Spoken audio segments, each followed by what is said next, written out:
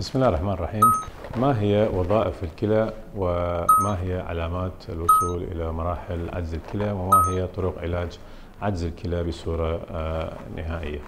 وظائف الكلى تبدأ بموازنة مادة السوائل في الجسم وطرحها عن طريق الإدرار، وأيضا بموازنة كمية الأملاح والمواد السمية الناتجة عن الأيض الغذائي وتصفية وتنقية الدم الجسم بصورة مستمرة، حيث تستطيع الكلى تصفية ما يقارب 180 لتر يوميا من الدم خلال 24 ساعة.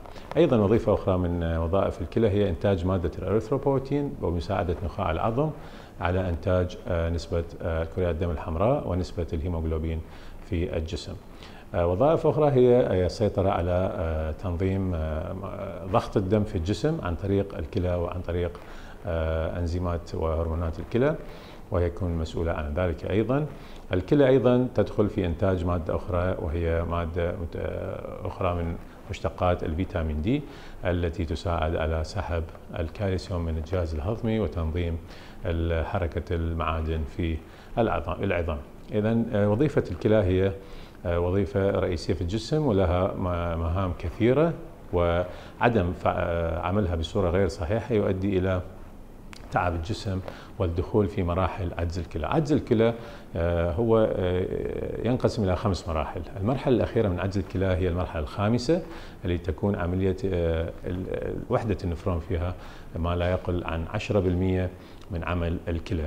في هذه الحالة يجب على المريض اختيار طريق علاج الكلى حسب حالته الصحية طبعا وحسب تقييم الأطباء.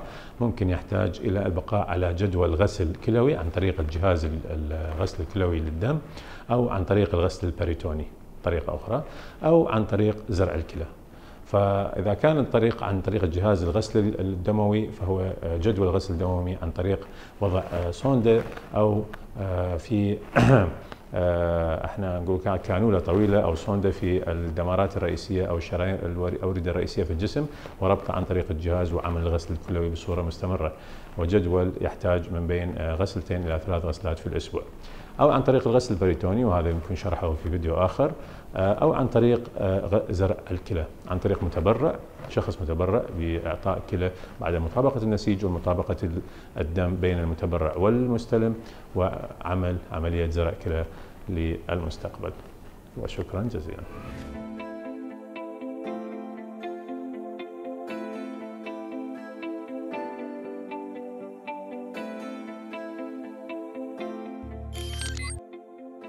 میهرەبانی دڵسۆزی و لێزانی